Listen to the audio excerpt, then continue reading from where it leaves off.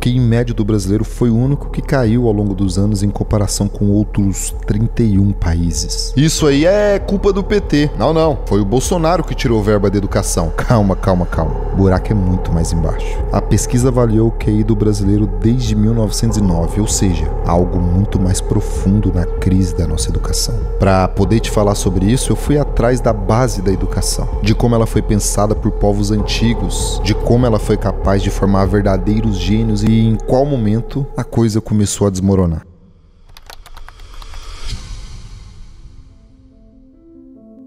Educação para os nossos políticos, na verdade, significa licitar prédios, melhorar a merenda e comprar caminhões de livro, mesmo que estejam todos desatualizados. Na verdade, educação é um termo que vem do latim. É a junção de ex,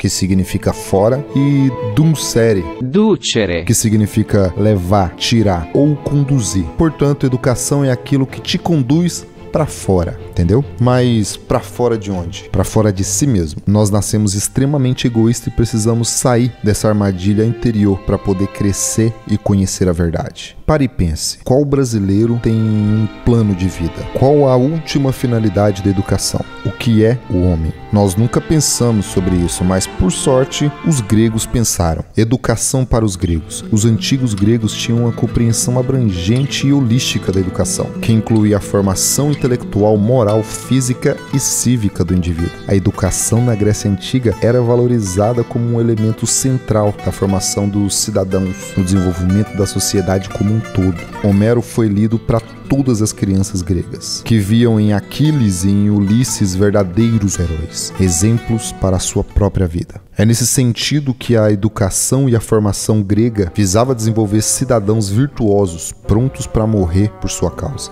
Assim dá até para entender por que a Grécia é conhecida como a verdadeira democracia. Cada pessoa era educada para participar da vida social, se tornar capaz de se expressar e argumentar a favor de sua visão do mundo. É interessante notar que, para isso, eles não apenas liam grandes livros sobre expressividade. Não, o indivíduo tinha que estar plenamente desenvolvido, incluindo mente, corpo e a moral. Você deve se lembrar que os gregos eram fissurados no corpo humano. É de lá que vêm as Olimpíadas que nós acompanhamos hoje. Os estudantes educavam seus corpos com ginástica fundamental para o desenvolvimento físico e moral da juventude. Eles também valorizavam o aprendizado à música. Mas isso eu vou deixar para falar um pouquinho mais para frente. Segura essa aí. Tudo isso conduzia à formação de cada indivíduo como um verdadeiro líder. Um líder capaz de argumentar, de compreender e de tomar decisões fundadas na ética e na justiça.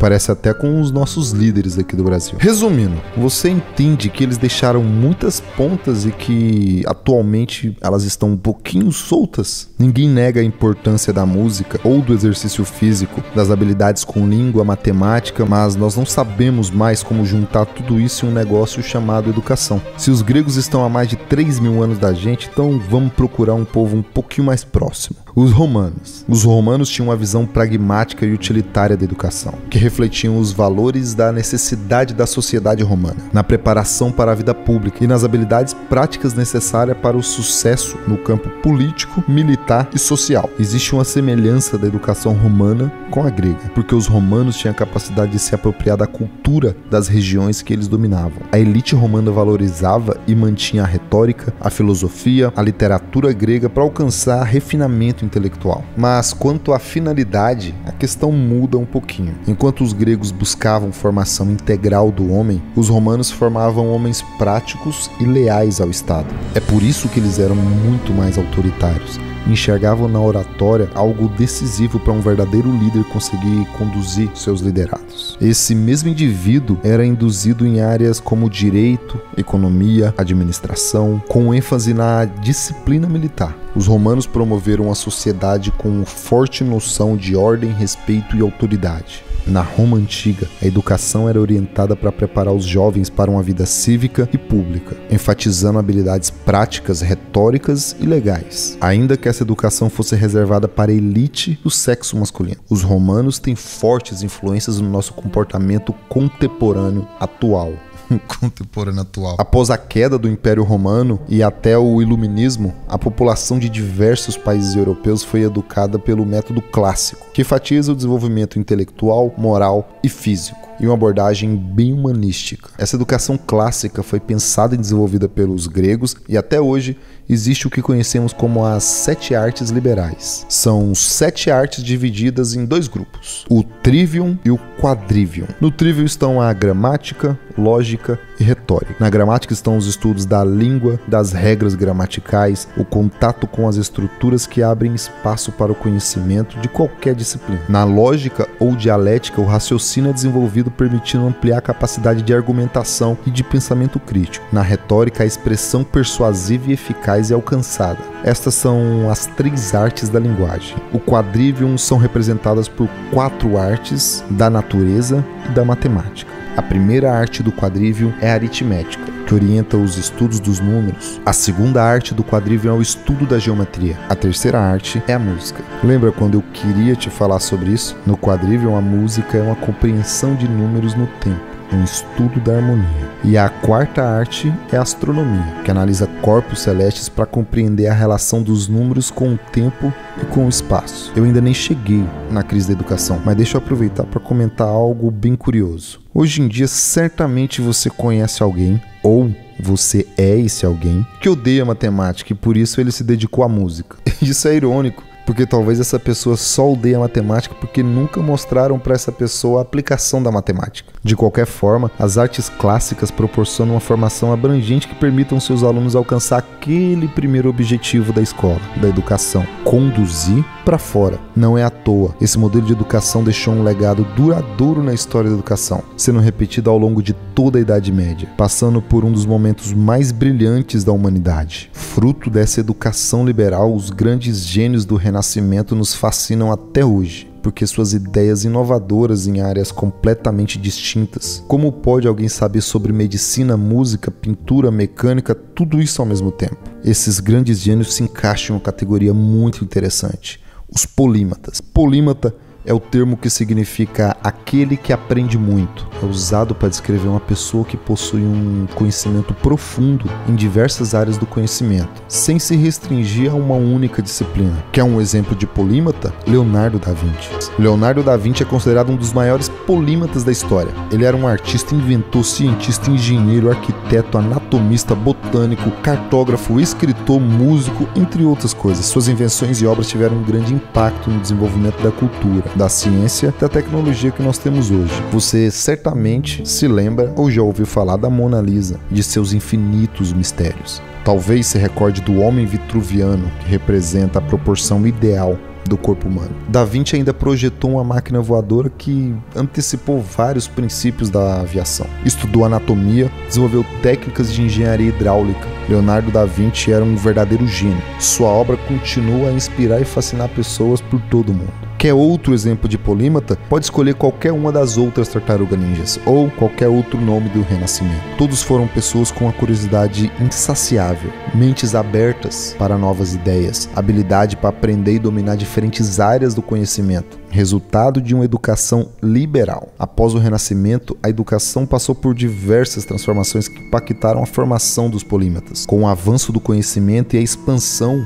da área de estudos, houve uma tendência crescente em direção à especialização. Isso resultou em uma fragmentação do conhecimento levado aos estudiosos que se concentraram em campos específicos. O acúmulo de conhecimento em diversas áreas tornou cada vez mais inalcançável para um único indivíduo, como era comum entre os polímatas do Renascimento. Além disso, a partir do século XIX, as universidades adotaram um sistema de notas como principal meio para avaliar a evolução dos seus estudantes. Isso gera um espiral negativo do que já conhecemos. Imagina o seguinte: alguém que foi aprovado com 60% do aproveitamento do conteúdo alcança o diploma e começa a lecionar. Esse recém-formado professor vai conseguir atribuir apenas 60% do seu conhecimento, e algum aluno vai se formar com 60% de 60% de aproveitamento. Significa que esse aluno vai aproveitar 36% do conteúdo original. Imagine 200 anos desse espiral negativo. Além disso, a expansão do conhecimento se tornou cada vez mais desafiador para um único indivíduo dominar profundamente várias disciplinas. A demanda por especialização em um campo específico se tornou essencial,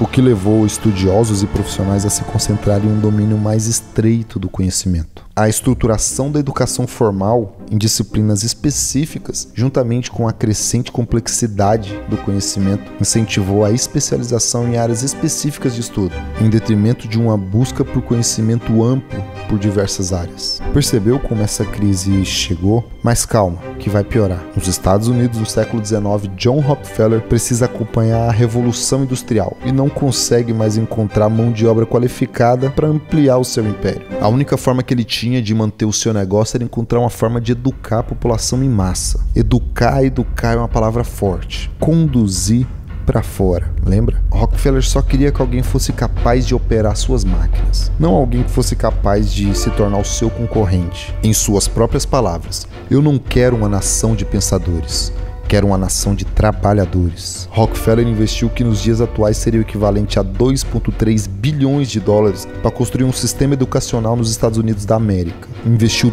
2,3 bilhões de dólares. Criou a Universidade de Chicago e a Fundação Geral de Educação. Com isso, ele estaria comprando um poder de influência capaz de colocar toda uma sociedade aos seus pés. O plano de Rockefeller, elaborado por Frederick Tyler Gates, está em um tratado chamado A Escola Rural do Amanhã. Gates escreveu: nós temos recursos ilimitados e o povo se rende com perfeita docilidade à nossa mão manipuladora. As convenções educacionais atuais desaparecem de nossa mente sem sermos atrapalhados pela tradição. Trabalhamos nossa própria boa vontade em uma população rural, agradecida e receptiva. Não queremos transformar essas pessoas ou qualquer um de seus filhos em filósofos, sábios ou homens da ciência. E é aqui que começa a nascer a nossa educação e a nossa crise. Um dos docentes da nossa Universidade de Chicago foi John Dewey, que acreditava que o homem só seguia a um estímulo, como um animal, e se aproveitando da imigração de muitos estrangeiros, implementou um método pedagógico e pragmático, voltado a abrir possibilidades de experiência. Quanto mais possibilidades de experiência uma experiência tem, melhor ela é. Então eu preciso ter uma experiência para ter outra experiência para ter outra experiência. Nesse ponto, a educação clássica foi abafada, assim como a busca pelas virtudes e a finalidade última da educação. E agora? Para que serve a educação? Para quem serve a educação? É exatamente esse modelo que vai ser traduzido para o Brasil. Implementado como o primeiro programa político-educacional por nomes como Anísio Teixeira, Gustavo Capanema, foi durante a Reforma Capanema, implementada em 1942 e em 1946, que a educação brasileira entrou nos moldes norte-americanos. Enquanto no Renascimento os intelectuais utilizavam a recém-inventada impressa para descentralizar qualquer orientação do estudo, a educação de um país continental como o Brasil passa a ser decidida em 4 paredes, por burocratas engravatados sem o menor interesse de educar. E assim foi criado esse sistema de ensino que precisa que você acredite que é necessário passar uma vida fazendo uma única coisa, se especializando o mais cedo possível e nunca mudar de direção. Ao contrário disso, é o que diz o autor americano David Epstein, que estudou o padrão das pessoas de maior performance no mundo e percebeu que a nossa experiência de vida nunca permaneceram estáticas. O que você me diria ao saber que quem direcionou a vida do seu pai foi uma criança de 16 anos? E se eu te falasse que também foi uma criança de 16 anos que orientou a carreira de todos os profissionais que você terá contato? Médico, advogado, político, engenheiro, todos. Ainda somos crianças quando decidimos o rumo de nossas vidas profissionais. E pior, somos crianças produto de um sistema educacional completamente corrompido. Pascal Bernardin afirma no livro Maquiavel Pedagogo que o plano da educação global atingiu um sucesso incomparável no nível de mudança comportamental, toda uma geração. No livro são apresentadas técnicas de manipulação que todos fomos submetidos e que faz a vivência na escola permanecer mais como um processo de lavagem cerebral. Ficou curioso para conhecer esse livro? Comenta aqui, Maquiavel, que um dia eu faço um vídeo sobre esse livro. Ele é muito interessante. Agora, uma possibilidade ainda mais aberta para a educação brasileira é a do homeschool. Famílias educadoras estão utilizando material de qualidade e de preço baixo disponibilizado pela internet para educar suas crianças em casa, ou minimamente, rejeitando a finalidade da educação norteada pelo Estado. É uma brecha que a Conferência Nacional da Educação, a CONAE, já mostrou empenhada em eliminar. Por outro lado, ele blinda totalmente e atinge o objetivo central, que é formar indivíduos medíocres, pacatos, incapazes de perceber o tamanho da atrocidade que é formular um sistema educacional que existe para não funcionar. A queda do QI médio brasileiro em 100 anos é a prova que a nossa educação infelizmente não deu certo. Pais e mães empenhados em educar os seus filhos em casa têm uma segunda chance de aprender conceitos básicos e buscar uma formação plena e condizente com a realidade. Não raramente esses pais crescem intelectualmente lendo clássicos que enriquecem o seu vocabulário e imaginação, investigando criticamente fatos históricos no mundo todo ou mesmo internalizando teoremas lógicos que o habilitam a lidar com números como nunca. E aqui que vem a boa notícia para você que ainda não tem filho, ou acha que educar em casa é inviável para sua realidade. Os materiais, texto, apostila, atividades, videoaulas, documentários, filmes, etc, estão disponíveis em toda a internet, muitas vezes de graça. O que separa você desse conhecimento genuíno que vai te fazer crescer como pessoa e como profissional é apenas a sua força de vontade. Hoje temos acesso a mais informações do que aquelas ofertadas por grandes gênios do Renascimento. E ainda assim, a nossa tarefa não vai ser fácil. A nossa inteligência foi seriamente atacada por várias gerações e a falta de consciência nos leva a achar que está tudo bem, mas não está. Eu te garanto. Você é capaz de aprender tudo e qualquer conhecimento de qualquer curso de graduação de faculdade em menos de 6 meses. Você é capaz de refazer o seu ensino fundamental em médio em menos de 1 ano. Isso vai te libertar e te conduzir para fora das suas limitações, com um propósito na essência única e na verdadeira educação.